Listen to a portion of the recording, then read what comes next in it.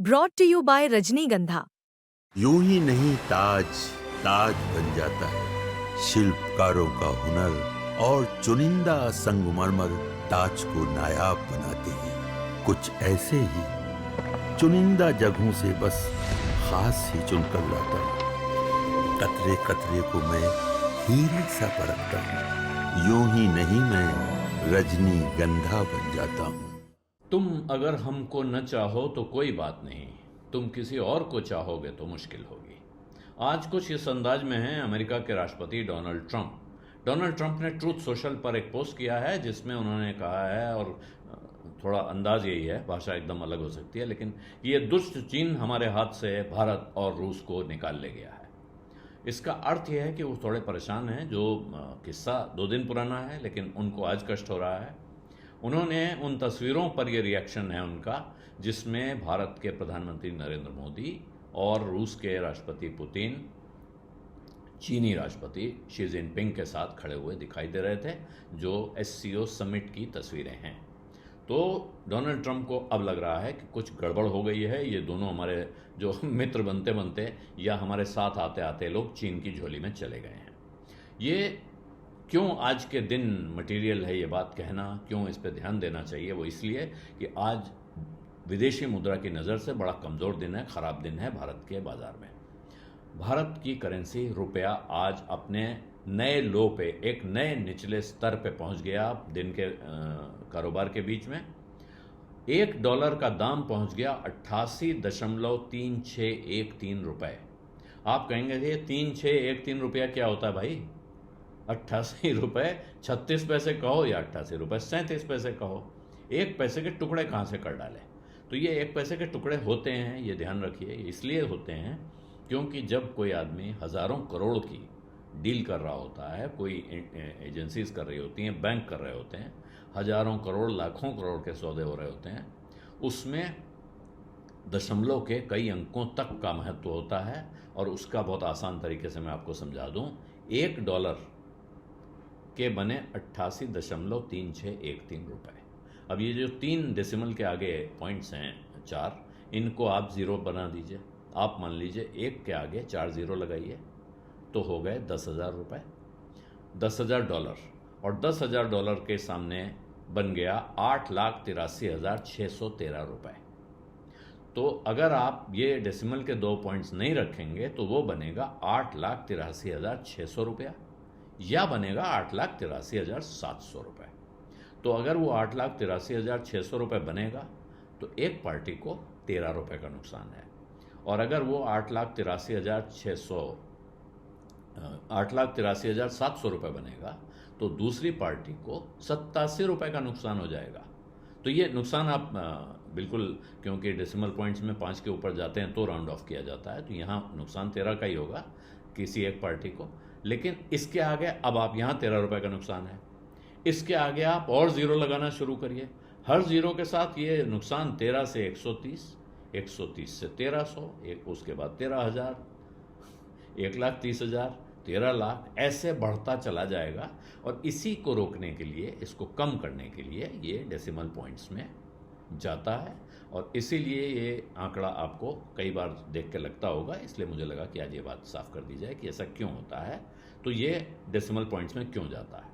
तो आज रुपया पहुंचा है एक नए लो पर, जो है 88.3613 डॉलर के सामने। और इसकी कारण बताए जा रहे हैं कि विदेशी मुद्रा में जो सबसे बड़े आउटफ्लो का कारण है, भारत के शेयर बाजार से विदेशी निवेशक माल बेचना लगातार जारी रखे हुए हैं। अब जब कोई बेचेगा, उसके पास रुपए आएंगे, और रुपए में बेचा है उसने, तो रुपए के सामने उसको चाहिए डॉलर, क्योंकि वो अपना पैसा बाहर ले जाएगा। तो जब वो डॉलर खरीदने पहुंचेगा तो डॉलर की मांग बढ़ेगी, और जिस चीज़ की मांग बढ़ती है उसका दाम बढ़ता है, इसीलिए उसका दाम बढ़ता हुआ दिख रहा है। और क्यों दिखता है, उसका एक कारण ये है कि जो डोनाल्ड ट्रंप ने टैरिफ के नए रेट अनाउंस किए हुए हैं और जो लागू हो गए हैं, उनकी वजह से भारत का पूरा एक्सपोर्ट मार्केट संकट में है। भारत के सारे एक्सपोर्टर्स परेशान हैं और एक्सपोर्ट कम हो गया है। एक्सपोर्ट होने से डॉलर आता है, जब एक तरफ से डॉलर आ रहा होगा, दूसरी तरफ से डॉलर जा रहा होगा, तो दोनों तरफ से प्रभाव बना रहेगा, एक संतुलन है। संतुलन की स्थिति में संकट आया हुआ है। तो इसलिए डोनाल्ड ट्रंप के टैरिफ का दबाव और साथ में विदेशी मुद्रा का जो प्रवाह है बाहर की तरफ, जो यहाँ से लगातार निकल रही है विदेशी मुद्रा मार्केट से, वो दोनों मिलकर ये कष्ट पैदा कर रहे हैं। हालांकि आज सुबह जब बाजार खुला था तो करेंसी 5 पैसा मजबूत था रुपया डॉलर के सामने, लेकिन बाद में वो गिरते गिरते यहाँ पहुँच गया है। तो ये चिंता इसलिए भी और है कि ऐसे समय पे आया है जिस वक्त अंतर्राष्ट्रीय कूटनीति में, अर्थनीति में परेशानी खड़ी हुई है। डोनाल्ड ट्रंप क्या करने वाले हैं, भारत पे टैरिफ की तलवार कब तक लटकी रहेगी, क्या ये किसी दिन हटेगी या नहीं हटेगी, कब खत्म होगी, ये कहना बहुत मुश्किल है। इसकी वजह से बाजार में सेंटिमेंट बिगड़ा हुआ है, और बाजार में जो सेंटिमेंट बिगड़ा हुआ है उसकी वजह से विदेशी निवेशक भी खिसकने की तैयारी लगातार करते रहते। उनको लगता है कि जब तक ये सेटल ना हो जाए कि भारत और अमेरिका के बीच में कैसे व्यापार संबंध रहेंगे, क्या यहाँ क्या रेट तय होगा, और उसके हिसाब से हम यहाँ की कंपनियों पे बेट लगाएं कि कौन सी कंपनी कितना कमाएगी, कहाँ से कमाएगी। बहुत सी कंपनियाँ डोमेस्टिक फोकस्ड हैं, ये मानना चाहिए। भारत में इस वक्त जो अभी तक शेयर बाज़ार में मजबूती बनी हुई है इतने सब के बावजूद, उसकी एक वजह ये भी है कि एक हमारी बहुत सारी कंपनियां डोमेस्टिक कंजम्पशन के भरोसे हैं कि उनका माल भारत में बिक जाता है, उनको बाहर देखने की ज़रूरत नहीं है। एक्सपोर्टर्स को परेशानी है, जो कंपनियां एक्सपोर्ट में बढ़ी हैं उनको परेशानी है।